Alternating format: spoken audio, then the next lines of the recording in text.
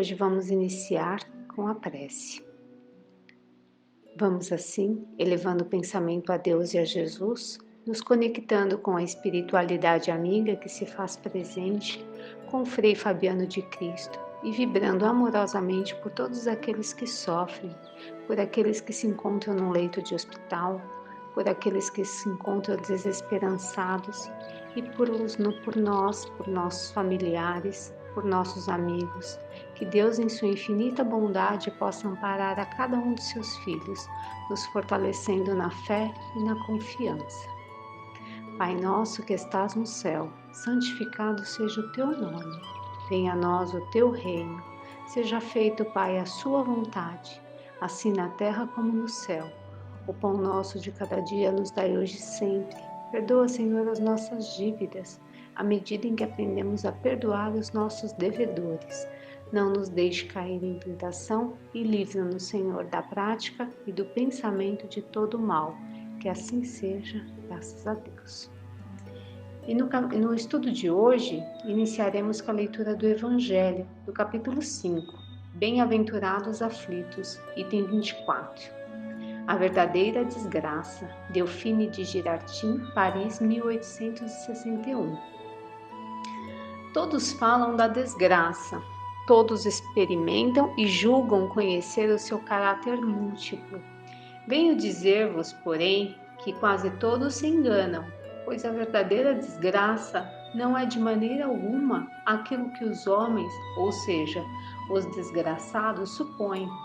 Eles veem na miséria, na lareira sem fogo, no credor impaciente, no berço vazio do anjo que antes sorria, nas lágrimas, no féretro que se acompanha de cabeça descoberta e coração partido, na angústia da traição, na privação, no orgulho que desejava vestir-se de púrpura e se esconde na nudez, nos farrapos da vaidade.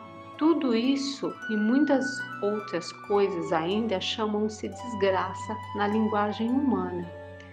Sim, realmente são a desgraça para aqueles que nada veem além do presente. Mas a verdadeira desgraça está mais nas consequências de uma coisa do que na própria coisa.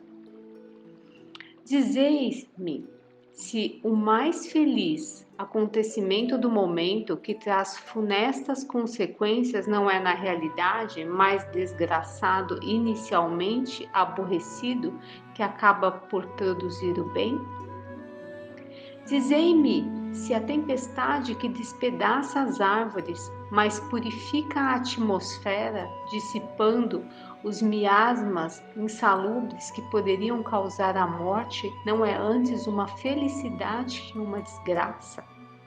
Para julgar uma coisa, é necessário, portanto, ver-lhe as consequências. E assim que para julgar o que realmente feliz ou desgraçado para o homem, é necessário transpor-se para além desta vida, porque é lá que as consequências se manifestam. Ora, tudo aquilo que ele chama de desgraça, de acordo com a sua visão, cessa com a vida e tem a sua compensação na vida futura. Vou revelar-vos a desgraça sob uma nova forma, sob forma bela e florida que acolheis e desejais com todas as forças de vossas almas iludidas. A desgraça é a alegria, o prazer, a fama, a fútil inquietação, a louca satisfação da vaidade que asfixiam a consciência, oprimem o pensamento, confundem o homem quanto ao seu futuro. A desgraça, enfim, é o ópio do esquecimento, que buscais com o mais ardente desejo. Tendes esperanças, vós que chorais, tremeis, vós que rides. Pois tendes o corpo satisfeito, não se pode enganar a Deus. Ninguém escapa ao destino, às provas credoras mais impiedosas, de que a malta que vos acosta na miséria espreitam o vosso repouso ilusório. Para vós, mergulhar de súbito na agonia da verdadeira desgraça, daquela que surpreende a alma enlanguecida pela indiferença e o egoísmo. Que o Espiritismo vos esclareça, portanto, e restabeleça sob a verdadeira luz da verdade e o erro, tão estranheza desfigurados pela vossa cegueira. Então agireis como bravos soldados, que longe de fugir ao perigo, preferem a luta nos combates arriscados. A paz não oferece nem glória, nem progresso. Que importa ao soldado perder as armas, o equipamento e a farda na réfrega, contanto que saia vitorioso e coberto de glória?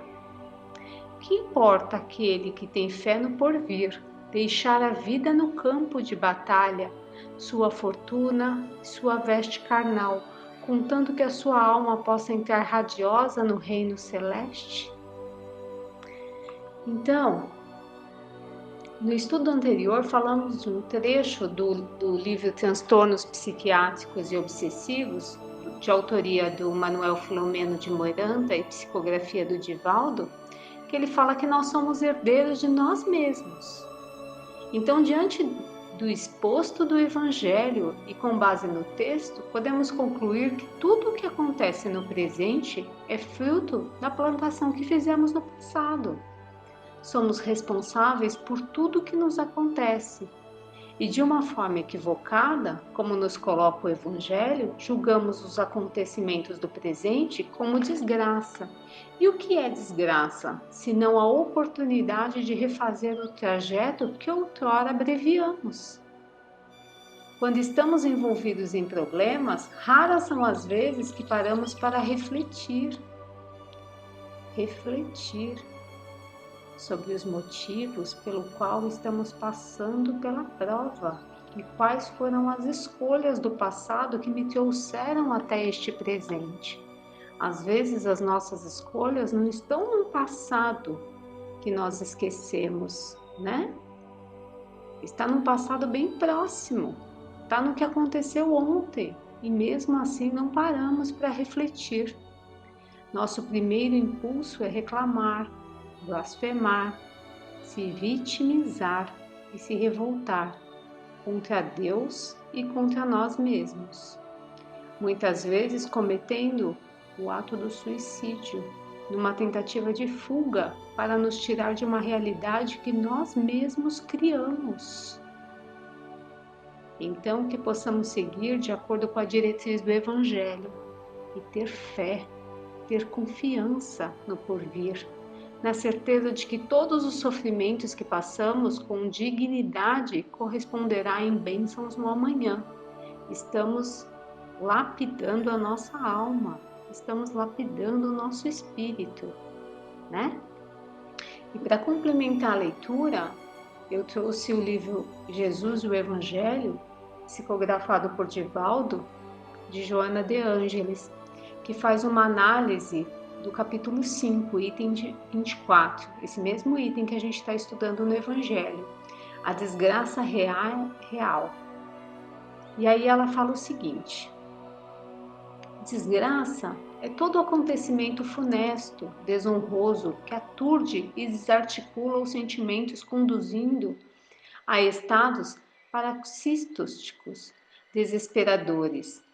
Não somente aqueles que se apresentam trágicos, mas também inúmeros outros que dilaceram o ser íntimo, conspirando contra as aspirações do ideal e do bem, da fraternidade e da harmonia íntima. Chegando de surpresa, estiola a alegria, conduzindo ao corredor escuro da aflição. Somente pode avaliar o peso das angústias aquele que lhes experimentam o gante cruel. No entanto, desgraças e desgraças. As primeiras são as que irrompem, desarticulando a emoção e desestruturando a existência física e moral da criatura, que não raro sucumbe ante a sua presença, e aqueloutras, que não são identificadas por se constituírem consequências de atos infelizes, arquitetados por quem ora lhes padece os efeitos danosos. Essas sim são as desgraças reais. Há ocorrências que são enriquecedoras por um momento, trazendo alegrias e benesses, para logo depois se converterem em tormentos e sombras, escassez e loucura. No entanto, quando se é responsável pela infelicidade alheia, ao trair-se a confiança, ao caluniar-se, ao investir-se contra os valores éticos do próximo, semeando desconforto ou sofrimento, levando ao poste do sacrifício ou à praça do ridículo, a isso chamaremos de desgraça real, porque o seu autor não fugirá da própria e nem da consciência cósmica. Né? Então não fugiremos da consciência dos atos que fizemos no passado. E aí ela prossegue: assim, considerando, muitos infortúnios de hoje são bênçãos, pelo que resultarão mais tarde, favorecendo com paz e recuperação o déspota e o infrator de ontem, em processo de reparação do mal praticado. Sobre outro aspecto, o prazer gerado na insensatez, os ganhos desonestos, as posições de relevo que se fixam no padecimento de outras vidas, o triunfo que resulta de circunstâncias más para outrem, os tesouros acumulados sobre a miséria alheia, os sorrisos da embriaguez dos sentidos, os desperdícios e o abuso ante tanta miséria constituem fatores propiciadores de dolorosos efeitos.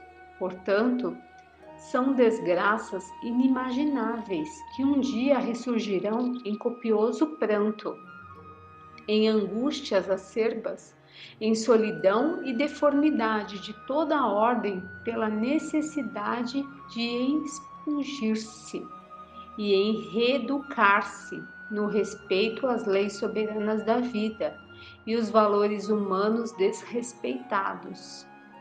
O homem Jesus não poucas vezes chamou a atenção para essa desgraça, não considerada e para a felicidade por enquanto envolta em problemas, mas única possibilidade de ser fruída por definitivo.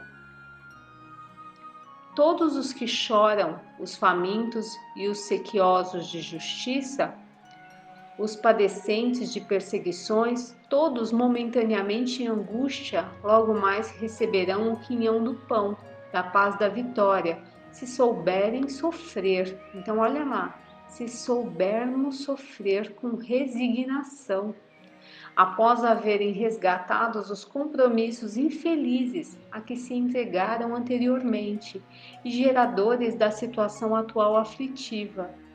Aqueles, porém, que sorriem na loucura da posse, que se locupletam sobre os bens da infâmia e da cobiça, que são aplaudidos pelas massas e anatematizados pela consequência, oportunamente serão tomados pelas lágrimas, pela falta e pelo tormento. Então, devemos tomar cuidado com o nosso plantio, porque sabemos que a colheita será obrigatória, né? Continuando, são inderrogáveis as leis da vida, constituindo ordem e harmonia do universo. O homem Jesus, não poucas vezes diante dos falsamente venturosos, dominadores de um dia, assim como dos amargurados e deschistosos, chorou o pranto da compaixão e da misericórdia, por conhecer as causas desencadeadoras de como de outra conduta, no futuro chegando ou no presente agindo, inexoravelmente. No Horto das Oliveiras misturou suas lágrimas com o sudor e sanguinolento pela dor experimentada e por compaixão pelos seus algozes, que não sabiam o que estavam fazendo. Não se tratava de um deicídio, como se vem tentando impor ao pensamento histórico, mas de um crime hediondo. E este é sempre cruel e perverso, quando praticado contra todo e qualquer indivíduo, pior ainda, quando desencadeado contra quem somente amou. Justo e pacífico, havendo vivido sob tenazes de impiedade, do despeito e da vingança dos inimigos gratuitos. Aquele homicídio traria, como ocorreu para Israel, consequências funestas por haverem os seus filhos perdido a oportunidade rara, ademais, por transformarem-na em hediondez, por capricho de raça, orgulho de prestígio político e interesses comerciais do tempo. O homem Jesus chorou várias vezes, o que aparentemente não é uma atitude masculina, a qual a chancela da tradição havia investido de frieza ante aos acontecimentos, de insensibilidade diante das ocorrências. Em muitas academias de medicina do mundo, por muito tempo se convencionou que o Esculápio devia ser alguém que não participasse emocionalmente do drama do seu paciente, que não se envolvesse com ele para que se fizesse profissional, como se fosse dissociar o humano do social, o ser em si mesmo daquele que desempenha o papel curador. Então ele fala que não ensinavam-se a não se envolver emocionalmente, né, o médico e o paciente, né, para desassociar o humano do social. Como é possível, né? Ressaltaram consequências terríveis aqueles homens e mulheres que se viram obrigados a asfixiar as emoções, anular os sentimentos e parecer como estátuas de sal diante da dor do seu próximo. Não pouco se neurotizaram-se e debilitaram-se e autodestruíram. O médico é sacerdote do amor, que deve curar, não apenas mediante os conhecimentos acadêmicos e as substâncias de laboratório, mas, sobretudo, através do sentimento de humanidade, de compaixão, de solidariedade, de convivência, de sorriso, de entendimento e de fraternidade. Um sacerdócio, né? Quase todos os pacientes necessitam mais de uma palavra de consolação, de que um barbútico, de um antibiótico ou de um outro medicamento restritivo, mesmo porque não poucas enfermidades resultam da somatização de conflitos, de problemas, de aflições, né, não extravasados no passado. Um sorriso e uma palavra gentil são tão poderosos para acalmar a dor quanto um anestésico. Jesus, terapeuta, sábio, e por isso participava, sentia, compartilhava, convivia, discutia, escutava a todos, escutava a dor de todos. Todos que lhe cercavam, nunca impediu nem mesmo as crianças barulhentas e irresponsáveis na sua infantilidade, abrindo-lhe os braços para recebê-las, por entender que muitas negativas e atitudes rudes para com elas transformam-se em vigorosos traumas que surgirão no futuro. Há fome de amor e de compreensão, mas talvez do que de pão e de justiça, porque a sua presença na terra é resultado da ausência desses sentimentos geradores das injustiças sociais, morais e econômicas.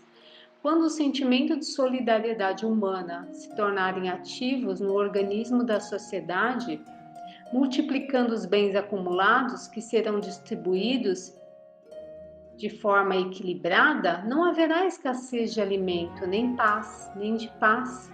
porque todos os homens se sentirão irmãos, protegendo e se ajudando uns aos outros, com o mesmo espírito de direito e de deveres. A maneira providencial para vencer-se a desgraça de qualquer tipo é o comportamento no presente, mesmo que a preço do sacrifício e da renúncia, da nossa própria renúncia, construindo um futuro harmônico, né? Então, eu vou parar por aqui essa leitura, que ela ainda é um pouquinho extensa, mas olha que importante, né? Ela nos traz a visão de que temos que resgatar a nós mesmos. Fomos nós que construímos esse presente de dificuldade, né? Então, como nos narra o Evangelho, não podemos nunca nos esquecer que o nosso maior exemplo foi Jesus, é Jesus, né? Que mesmo diante da dor e da dificuldade, clama ao Pai para que não nos desampare, né? Não estamos aqui a passeio, estamos aqui juntos, todos juntos, num firme propósito de nos melhorar. E de acordo com o texto da Joana, não nos mantendo como sal diante do sofrimento alheio, na busca do processo de humanização. Precisamos nos humanizar, né? E de aprendizado profundo do amor ao próximo, como a nós mesmos e a Deus sobre todas as coisas. E como nos alerta o Evangelho, essa busca é para quê? É para extinguir o mal que ainda reside nos nossos corações. E se ainda não conseguimos enxergar as desgraças como oportunidades e como bênção para alavancar o processo de evolução, que possamos pelo menos passar pela prova sem reclamar, sem blasfemar e principalmente sem nos revoltar diante delas, né? Confiar em Deus, esse Pai amoroso que nunca nos desampara. E para encerramento da leitura de hoje, trouxe uma mensagem do livro Paz e Renovação, do Chico, Emmanuel e Amigos, que ele fala no justo momento em que o fracasso lhe atropele o carro da esperança, o apoio habitual lhe falte à existência, a ventania da advertência lhe açoite o espírito, a aflição se lhe intrometa nos passos, a tristeza lhe empane os horizontes, a solidão lhe venha fazer companhia, no momento justo, enfim, em que a crise ou a angústia, a sombra ou a tribulação se lhe façam mais difíceis de suportar, não chore e nem esmoreça. A água pura, a fim de manter-se pura, é servida em taça vazia. A treva da meia-noite é a ocasião em que o tempo dá sinal de partida para a nova alvorada. Por maior que seja a dificuldade, jamais desanime. O seu pior momento na vida é sempre o instante de melhorar. É de Albino Teixeira esse trecho, né? E para encerrar, né? Vamos agradecendo a Deus por esta leitura, né? Que possamos sim passar pelas dificuldades de uma forma mais tranquila, né? Sem revolta, sem desespero, né? Fiquem com Deus, que Jesus nos ampare.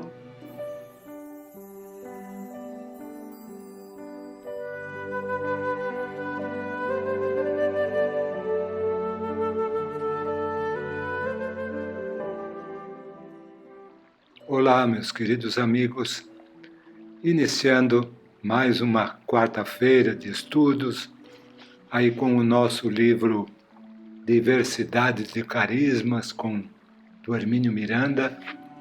E antes de iniciar o estudo com o livro, eu gostaria de ler para vocês um trecho do livro Cura e Libertação, que é um livro do José Carlos de Luca, né, e traz aqui um pedacinho bem interessante que eu gostaria de dividir com os nossos irmãos.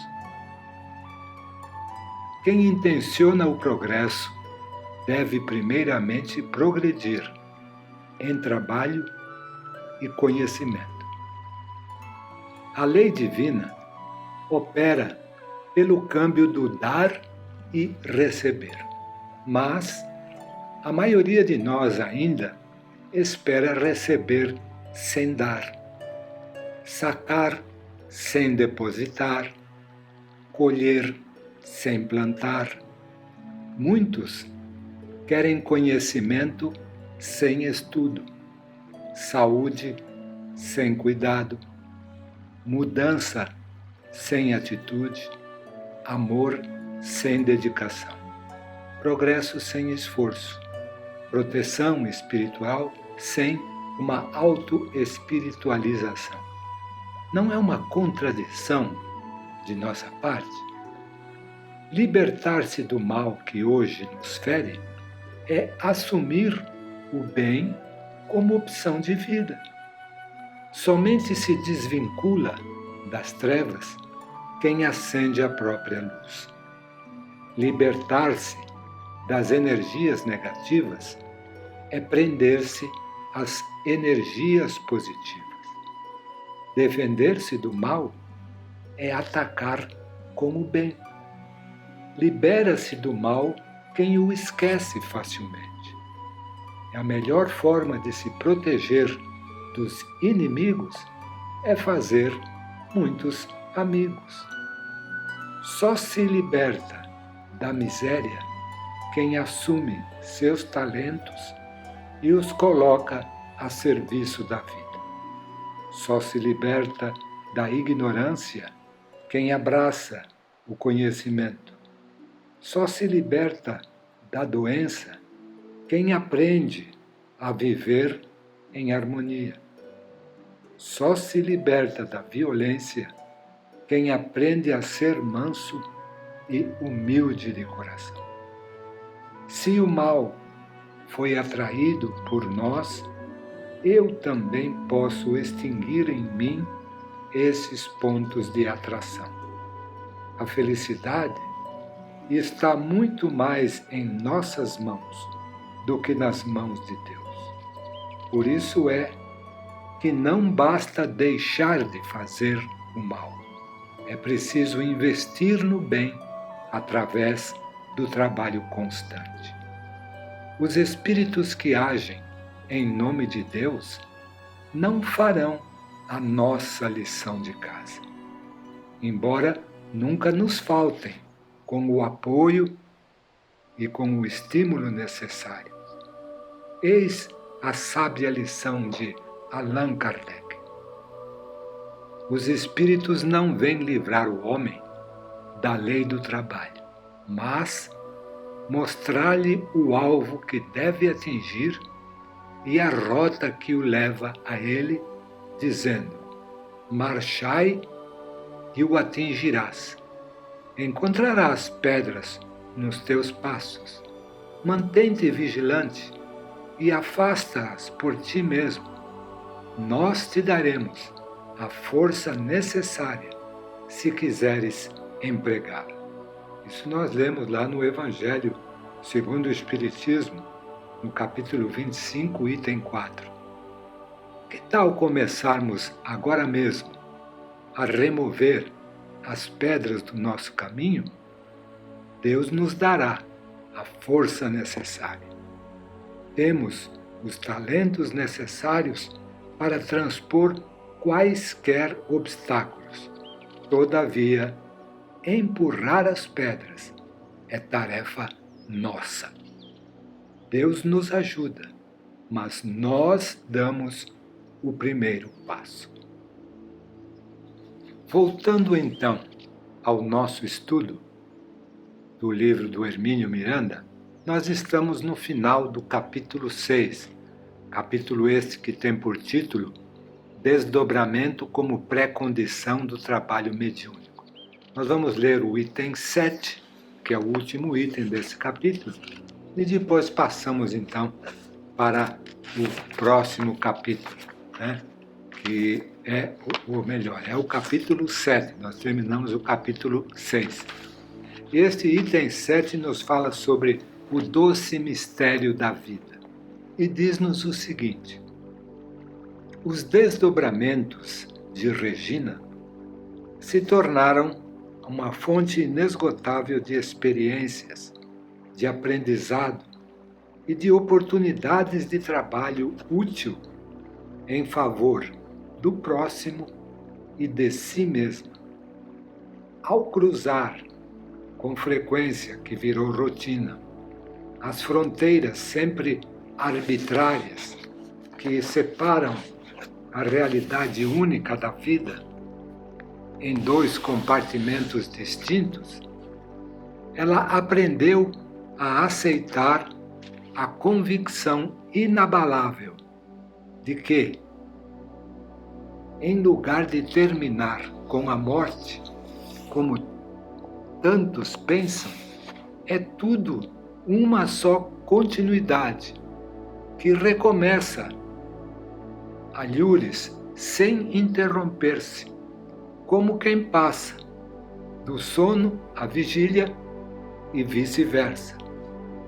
Essa convicção, que ultrapassou a condição de fé porque se converteu em certeza, proporciona-lhe a felicidade de redistribuir seus problemas pessoais, não eliminá-los sumariamente, dentro de uma hierarquia diferente, da mesma forma que suas aspirações e anseios ficam posicionados numa diferente escala de prioridades. Os problemas que vive como ser humano encarnado são apenas o que são, ou seja, dificuldades transitórias e até necessárias, bem como estimuladoras do processo evolutivo.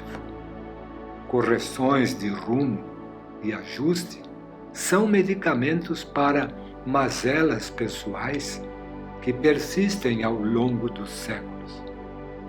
Cansados de tais desacertos emocionais, convencemo-nos, afinal, de que é necessário tomar certos remédios, ainda que amargos. Alguns, não é? E muito caros outros. Como iríamos curar enfermidades persistentes sem a firme decisão de aceitar um tratamento enérgico, dirigido por médicos competentes e bondosos? Além de tudo isso, muito cedo descobriu ela o maravilhoso instrumento de trabalho que é a faculdade anímica do desdobramento, sem a qual não há como exercer as de natureza mediúnica, ou seja, as que permitem funcionar como intermediários entre as duas faces da vida, emissários que circulam entre uma e outra, canais vivos de comunicação e intercâmbio, oficiais de ligação, como diz André Luiz, entre um mundo e outro. Diante das belezas e riquezas da vida espiritual que sou levada a contemplar nessas experiências de convívio pessoal com os dois planos, como poderia eu sentir-me infeliz ante os problemas deste lado, ou agarrar-me a eles aflitivamente, quando eu sei por experiência própria que os portões da morte se abrem para o reino mágico da felicidade, onde vivem tanto dos nossos amores? Isso não quer dizer, certamente, que devamos minimizar a preciosa oportunidade de estarmos aqui temporariamente ligados a um corpo de carne pesado, limitador, na expectativa, melhor dizendo, de um desligamento final que nos liberte o espírito. Não, isso não. Há tarefas a realizar aqui, mesmo porque, enquanto não formos aprovados no vestibular da vida terrena, não poderemos frequentar as universidades luminosas do mundo maior, onde, no dizer de Paulo, não chega o aguilhão da morte. Por essas e outras, eu, o próprio escriba destas páginas, costumo dizer que eu não tenho fé em nada disso, porque eu sei que é assim. No que estamos de acordo, não apenas Regina e eu, mas todos aqueles que sabem infinitamente mais do que todos nós reunidos. Talvez por isso cantavam Jeanette MacDonald e Nelson Eddy num velho filme romântico, o doce mistério da vida. Por isso, certamente, dizia um amigo espiritual muito querido que, ao chegar de volta ao mundo espiritual, não se deixou impressionar pelo que ignorava, e sim pelas infinitas possibilidades de aprendizado que se desdobravam ante seus olhos maravilhados. É interessante comentar, neste trecho que acabamos de ler, as opiniões aí que a Regina deixa transparecer, do aprendizado que ela teve com estas, digamos, viagens aí através dos seus desdobramentos, e que nos serve também de ensinamento para que entendamos a transitoriedade da vida, né? Que nós estamos aqui, como ele bem diz no fim, no vestibular da vida terrena, e que se nós não formos aqui aprovados, né, nesse vestibular, nós não teremos aí um bom curso nas universidades luminosas do mundo maior.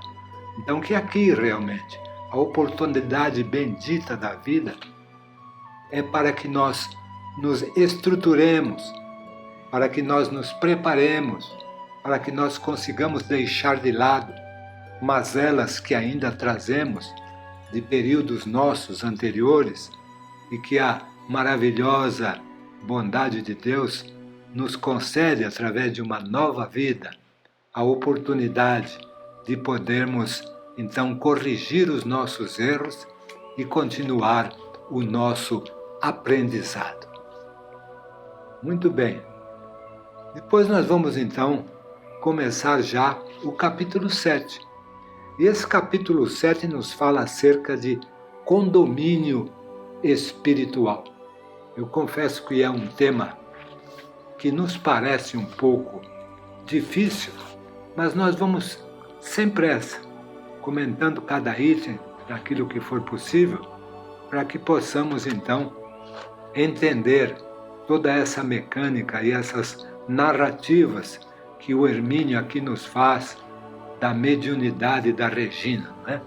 Então vamos lá, a introdução do capítulo 7, Condomínio Espiritual.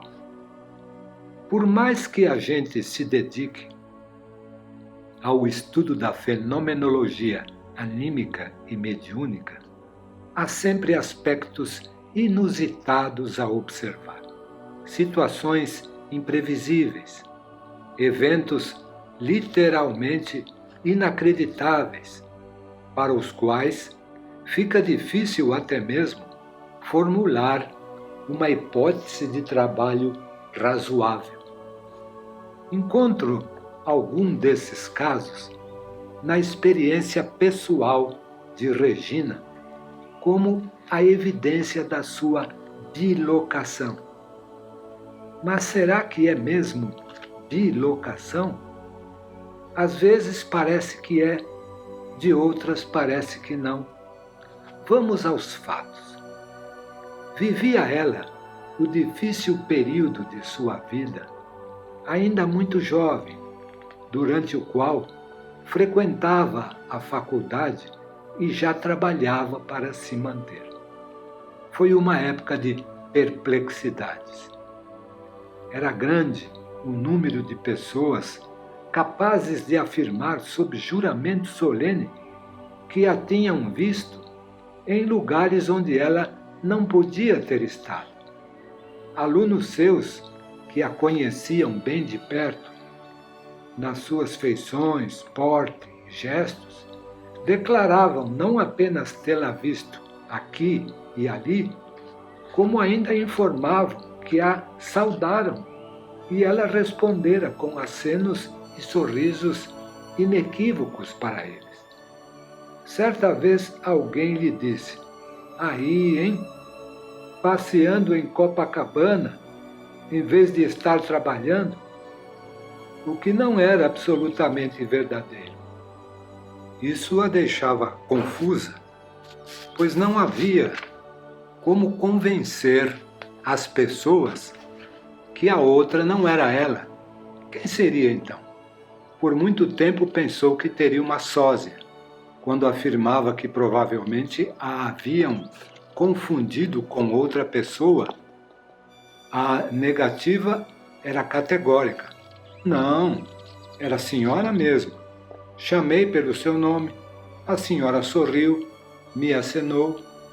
Ou então, cumprimentei-a e a senhora me respondeu.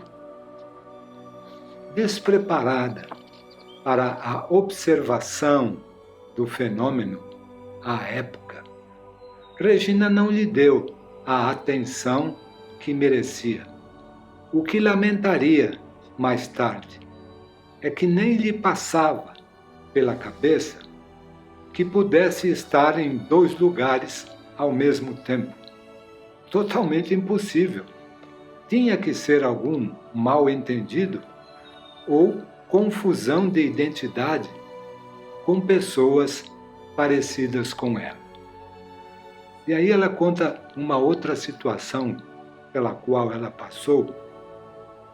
Também, mas vejam vocês, é uma particularidade aí interessante. É o item 2 que fala sobre um fim de semana no sítio.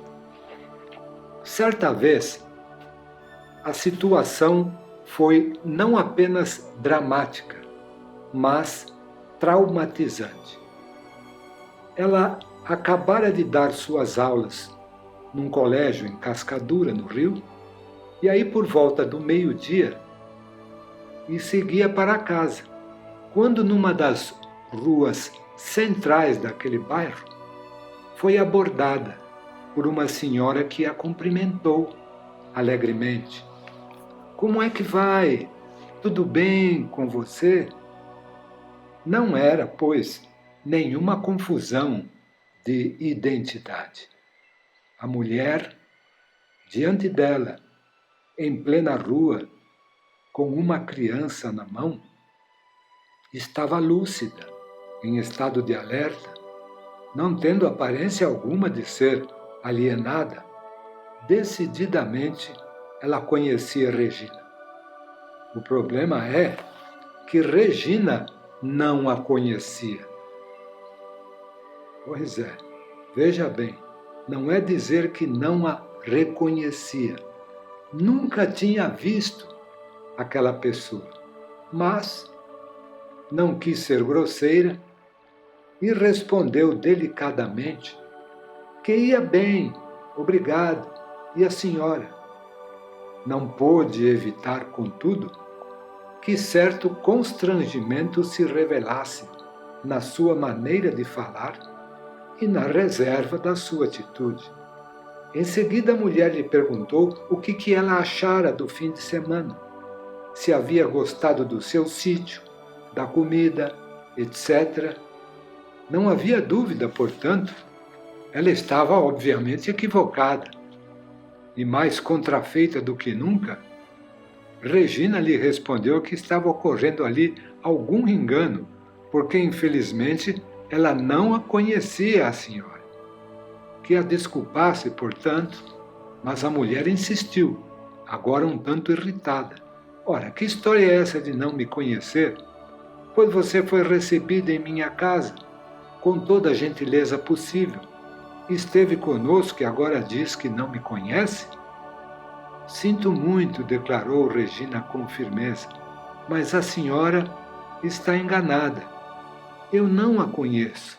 Bem, mas isto é uma outra história que fica para uma outra vez. Na continuidade dos nossos estudos, então, na próxima quarta-feira nós voltamos aqui onde paramos, né? E vamos comentar aí a respeito dessas situações pelas quais esta médium está passando.